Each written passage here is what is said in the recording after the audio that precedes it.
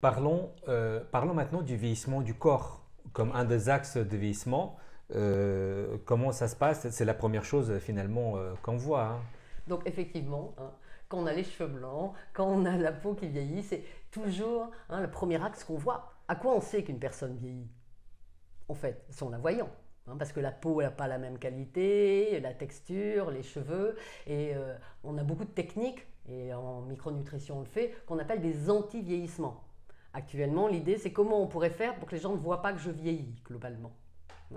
En sophrologie, j'adore cette phrase que disait Caicedo, qui résume tout, c'est les choses sont comme elles sont. En d'autres termes, j'ai l'âge que j'ai. Et finalement, peu importe, mais d'accepter, ça va être la première chose qui est l'acceptation. Donc la peau, elle va être surtout le reflet. En micronutrition, on dit de l'intestin, de votre microbiote intestinal. Donc on va bien évidemment avoir à côté, on le verra, plein d'autres techniques à côté de la sophrologie. Mais quand vous allez bien, d'ailleurs on vous dit souvent, mais tu as l'air bien dans ta peau. En d'autres termes, toutes les techniques de sophro devraient faire pour que si vous en pratiquez dès l'âge de 20, 30, 40 ans, il y ait un impact sur votre peau de 70 à 80 ans. Elle se souviendra de tout ce que vous avez fait.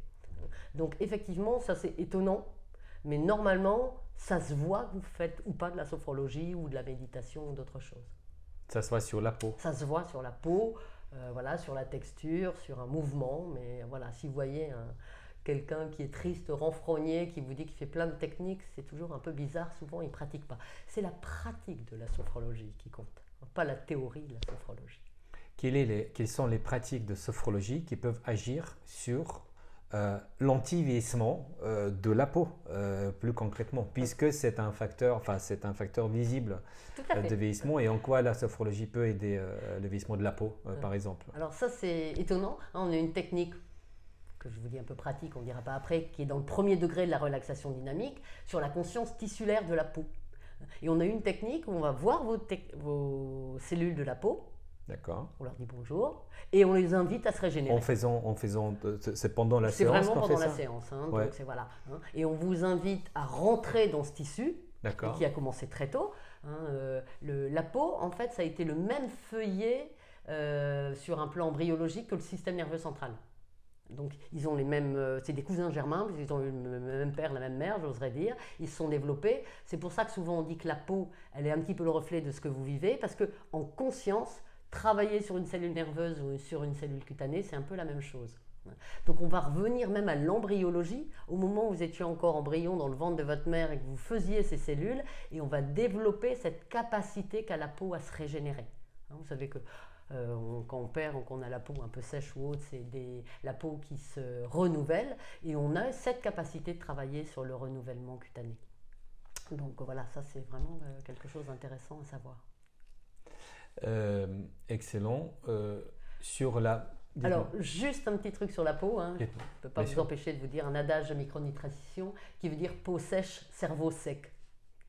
C'est-à-dire que la peau, surtout, elle est le reflet de ce qui se passe à l'intérieur. La peau, c'est comme un petit miroir qui nous permet de contempler ce qu'on est à l'intérieur de nous-mêmes. En d'autres termes, quand on a de la peau qui ne va pas bien, nous en médecine, ça nous dit surtout, peut-être vous avez des carences d'acides gras, peut-être votre intestin ne va pas bien, peut-être votre cerveau ne va pas bien. C'est juste la première représentation qu'on a de l'autre, mais qui ne doit pas s'arrêter là, qui doit surtout être le reflet de dire, par exemple, je ne mange pas assez d'huile ou pas de choses comme ça, donc ça va nous ouvrir en plus une dimension nutritionnelle, le fait de travailler sur la peau. Parlez-moi de la posture et quel est son rôle dans le vieillissement. Pourquoi on parle de la posture dans le vieillissement? Parce que si vous avez déjà observé des personnes âgées, au fur et à mesure, je vais dire maintenant, grâce au téléphone, on les voit de plus en plus tôt, c'est ce phénomène de courbure qu'on peut avoir, comme si une personne se ratatinait un petit peu, elle revenait sur elle-même. La dimension qu'on va aller chercher en sophrologie, c'est de travailler sur la verticalité, sur l'axe. C'est pour ça que la posture qu'on vous propose, c'est toujours bien assis, debout, les pieds bien ancrés au sol, et comme si vous aviez un petit fil qui vous reliait vers le ciel, pour que vous sentiez que vous êtes éporté par la terre, éporté par le ciel, et que vous, finalement, vous êtes juste ce petit intermédiaire et ce lien entre le ciel et la terre. Et que quand vous voyez quelqu'un qui a ce type de posture, il y a quelque chose à voir avec la valeur de la dignité. Et que quand vous voyez une personne, quel que soit l'âge, qui est devant vous et qui est droite, elle va vous donner cette impression qu'elle est digne et ça va être important pour elle. Quand on n'est pas bien, on va avoir tendance à se recourber. Et rien que le fait de retrouver cette posture, elle est importante. C'est pour ça qu'on va y travailler et c'est une posture dite d'activation de la conscience.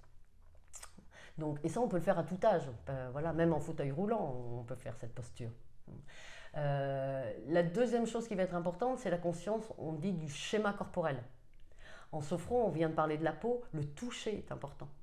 Quand je parle du toucher, c'est on va vous proposer de toucher la peau, votre visage, de toucher la peau des bras. En quoi c'est important? En quoi c'est important? Parce que beaucoup de personnes viennent des fois en médecine me demander juste des séances de kiné. Alors on l'a vu encore plus avec le confinement, avec le Covid, parce qu'elles ne sont plus touchées. Et on sait qu'un être qui n'est pas touché est un être qui n'existe plus, à soi-même et à l'autre. Et on a introduit dans les EHPAD ou autres des gens qui viennent toucher. Mais n'oubliez jamais que je pense que la meilleure façon de vieillir, c'est de ne pas dépendre de l'autre. Et donc peut-être de ne pas dépendre du conjoint qui est décédé, des petits-enfants qui ne viennent pas. Mais on a la capacité de se toucher soi-même. Et voilà, ça on a une première séance qui vous permet d'avoir un toucher qui va être bienveillant, on va dire. Le toucher, ça peut être compliqué parce que quand on voit tout ce qui a pu se passer sur les attouchements. Ouais, tout à fait. Mais voilà, là on est à un toucher bienveillant, respectueux, surtout qui nous permet de voir l'évolution de notre corps au fil du temps. Un des problèmes du bien vieillir, c'est qu'on ne vieillit pas toujours dans le même temps entre la conscience et le corps.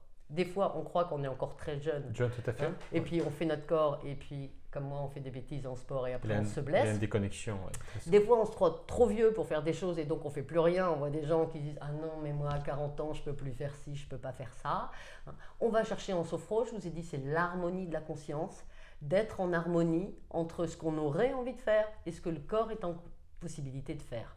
Et si possible, d'améliorer. Et si l'esprit a envie de faire plus de choses, on verra que le corps va se mettre à son niveau aussi. Un des axes de vieillissement, si je comprends bien, c'est aussi la perte de l'immunité. Oui. En quoi la sophrologie peut agir là-dessus? Ça aussi, c'est une très bonne question.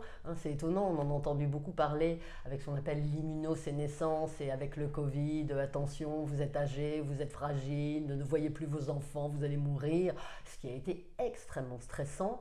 Bien évidemment, l'immunité diminue clairement. Alors là, pour un âge, on va dire 65 ans, pour vous donner une petite idée. Clairement, l'immunité est différente. Et on a une capacité à se défendre contre les virus, les bactéries, qui est moins bonne, de manière générale. On a des techniques qu'on appelle les techniques otoscopiques, qui vous permettent en sophro, avec votre conscience, d'aller à l'intérieur de vous-même, d'aller contacter votre système immunitaire. J'allais dire, c'est comme une espèce d'armée qui a travaillé depuis 65 ans, qui connaît finalement beaucoup de choses, et donc peut-être on peut aussi l'encourager, ce système, au lieu de lui dire qu'il est nul, qu'après 65 ans il ne sait plus rien faire. On peut peut-être lui rappeler les batailles gagnées, le réencourager, et l'expérience montre que quand on fait ces techniques à visée immunitaire, c'est-à-dire d'aller dans le système immunitaire en conscience ensemble sur une séance pour renforcer les neutrophiles, les lymphocytes ou ce genre de petites bricoles qui luttent, ça va les réencourager et leur permettre de retrouver leur capacité initiale. Et par exemple, comment on ferait sur un organe? Donnez-moi un exemple sur un organe si on est en séance. Donnez-moi un exemple. Comment est-ce qu'on va chercher ça? Sur le système immunitaire, donc les défenses immunitaires baissent avec l'âge. Comment on va agir? Donnez-moi un exemple sur un organe. Alors, c'est pas système immunitaire, c'est pas un organe, justement. D'accord. Voilà, puisque c'est des cellules, c'est une armée. L'organe serait un pays, là où il y a la guerre. D'accord. Mais par exemple, vous avez une infection. Parler du Covid ou n'importe quoi, donc vous avez un virus qui rentre en vous. Vous avez toute une équipe de cellules qui ont déjà lutté depuis toute leur vie contre des virus. Donc si vous êtes âgé, vous avez le souvenir que vous avez déjà gagné la bataille. Sinon, vous seriez mort. D'accord. Donc la personne qui vieillit est la personne qui a réussi à lutter contre plein d'infections, à la différence de celle qui est morte jeune. Donc n'oubliez pas que vieillir, vous savez que plus on vieillit, plus notre espérance de vie augmente. Parce que au fur et à mesure, vous avez passé des étapes, vous avez gagné et donc vous finirez parmi les centenaires. Votre capacité d'arriver à vivre plus longtemps augmente au fur et à mesure de l'âge. En d'autres termes, votre système immunitaire connaît beaucoup de choses, il a beaucoup de lymphocytes mémoire et en fait, on va aller réveiller la mémoire de vos lymphocytes. On le verra tout à l'heure sur la mémoire. On a des techniques pour aller voir, pour faire les anticorps. Voilà. Donc on a vraiment des techniques en pratique qui s'appellent la technique otoscopique. Là, il faudrait rentrer dans la séance. Comme de la même façon, je pourrais aller dans votre cœur, dans une artère coronaire, pour accompagner pour une intervention, pour déboucher un vaisseau, etc. Donc on a... Alors ces techniques-là, c'est là où c'est intéressant d'être médecin. Je conseille quand même de le faire avec des sophrologues qui ne connaissent pas le corps, parce qu'on a vraiment une action importante. Donc quand on fait des techniques précises, là pour le coup, il vaut mieux le faire avec un sophrologue qui ait des compétences en termes de santé. Mais si je comprends bien, en tant que patient, cette technique-là permet d'hypnotiser en quelque sorte ses propres cellules. J'essaie de comprendre, moi, en tant que patient. Si vous voulez mettre ce terme-là, je ne dirais pas hypnotiser, parce que le niveau sophroliminal, c'est encore une autre technique, mais oui, on s'est rendu compte qu'on est en état dit modifié de conscience. Et on sait, il y a des travaux qui sont faits actuellement avec Corinne Sambrin sur la tranche chamanique ou sur d'autres travaux, la méditation qui a été apportée. Ouais. On sait que vos capacités en état de modifier de conscience sont plus importantes que dans l'état de conscience ordinaire dans lequel nous sommes actuellement. Donc vous pouvez agir sur les cellules. En d'autres termes, le fait de changer, d'avoir ces techniques qui vous permettent de changer d'état de conscience, vous permet d'avoir une action sur les cellules. On appelle ça la conscience cellulaire. Ouais. Et même, à la fin, on travaille sur la conscience moléculaire. Donc même de travailler sur les molécules. Le vieillissement, c'est aussi la perte de muscle, la perte de masse musculaire. Qu'est-ce qu'on peut faire à ce niveau-là? Alors là aussi, on a une technique qui est dans le 2e degré de la relaxation dynamique, sur lequel on va aller travailler vraiment sur les muscles. C'est-à-dire que d'abord, on va vous apprendre à vous contempler avec votre peau, mais vous n'avez pas l'habitude de vous contempler en tant qu'homme musculaire. Vous savez ce qu'on appelle... dans notre jargon médical, les écorchés vifs. On a des petits bonhommes et on a retiré la peau et puis on voit les muscles et après on voit que les os, on appelle ça le squelette. Et on vous apprend à vous contempler en train de vous voir avec vos muscles, ce qui n'est pas habituel. Donc on vous apprend à vivre. D'après vous, est-ce que vous avez assez de muscles? Est-ce que les muscles se contentent de ce que vous faites en termes d'activité? Parce que les muscles vont dépendre de la nutrition, mais aussi de l'activité physique que vous faites. Est-ce que quand vous faites une activité physique, vous les étirez suffisamment, vous prenez soin d'eux? Est-ce qu'il y a assez de muscles?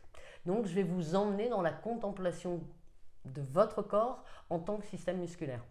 Donc là, on parle plus de la prise de conscience sur l'importance de masse musculaire et donc en quelque sorte, vous allez créer un déclic pour que la personne s'en occupe à l'extérieur en faisant de l'activité physique. Mais aussi la prise de conscience. Le fait de porter votre conscience sur le muscle, comme on l'a vu tout à l'heure pour l'immunité, suffit à déclencher la régénération musculaire. Donc, comme toute chose, c'est un peu comme en physique quantique ou autre. À partir du moment où on va aller contempler un électron, on va changer son comportement. À partir du moment où je vais vous amener à contempler votre muscle, vous allez changer votre comportement vers le muscle. Il y a des travaux qui ont été faits sur ce sujet. Oui. C'est impressionnant. Donc voilà, c'est pour ça que la prise de conscience, on dit toujours, c'est la première des choses qui est importante, parce qu'à partir du moment où vous prenez conscience et que vous rentrez dans votre système musculaire, on dit être à l'écoute de votre corps, pas en termes en médecine, est-ce que vous êtes à l'écoute, est-ce que vous avez mal de ci, de là, non. Est-ce que vous écoutez vos muscles quand vous faites du sport? Est-ce que vous Je ne me suis jamais posé la question, j'avoue. Est-ce que vous écoutez vos muscles quand vous êtes penché sur un ordinateur comme ça? Ou est-ce que en fait, c'est parce qu'en fin de journée, vous avez mal aux muscles ou que vous avez une hernie cervicale, que vous vous dites, tiens, j'ai dû faire un truc qui n'allait pas. Donc l'idée en sophro, c'est si vous êtes présent à l'instant, vous allez faire de la prévention, parce que dès que les muscles vont vous dire quelque chose, vous allez apprendre leur langage en fait. Ce qui nous amène dans l'état de conscience modifié, c'est qu'au lieu d'avoir toujours le cerveau qui décide qu'est-ce que je peux faire pour les muscles, mais j'ai pas de solution, je perds mes muscles, je suis pas contente, t'es un con, pourquoi je... Ok, à quoi j'en suis dans mes muscles? Ah, ils me disent que peut-être j'ai pas mangé assez de protéines, que peut-être je fais pas assez de sport, mais surtout je réponds à leurs demandes.